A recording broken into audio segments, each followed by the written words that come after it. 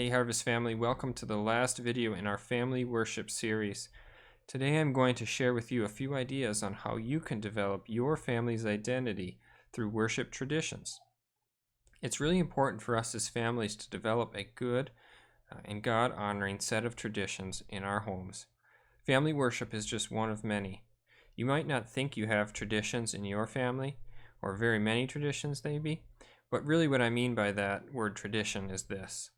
Consider, what does a normal day look like for your family? Do you eat many meals together?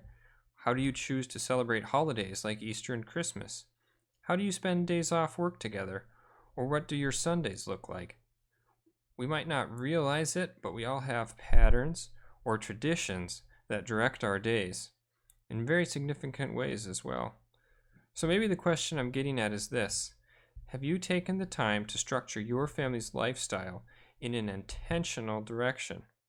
Thinking and praying about how to honor God in the ordinary cycle of our lives is really important. One way you can do this is by creating a family purpose statement. If you're curious about how to make one, send any of us at Harvest a message, and we will get you all the information you need.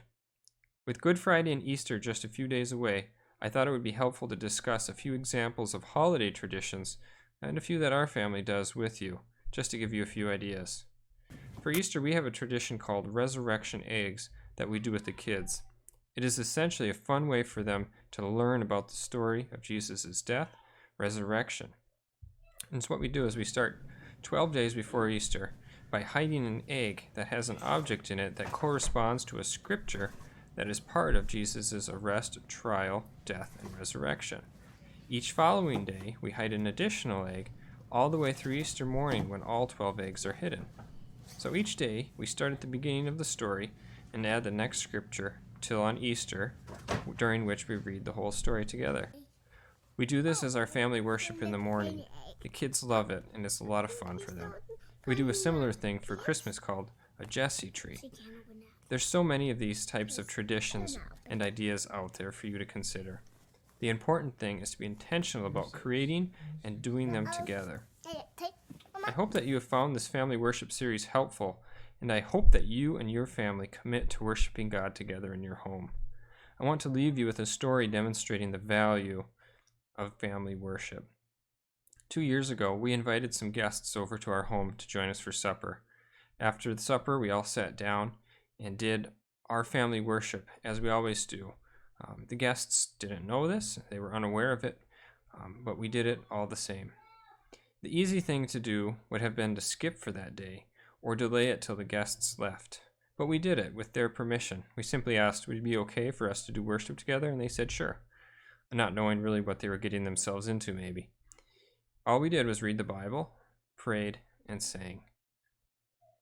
Unknown to us, our visitors were deeply moved, not because we performed well, we're really terrible singers, but because it was the first time they had seen someone take their faith home with them.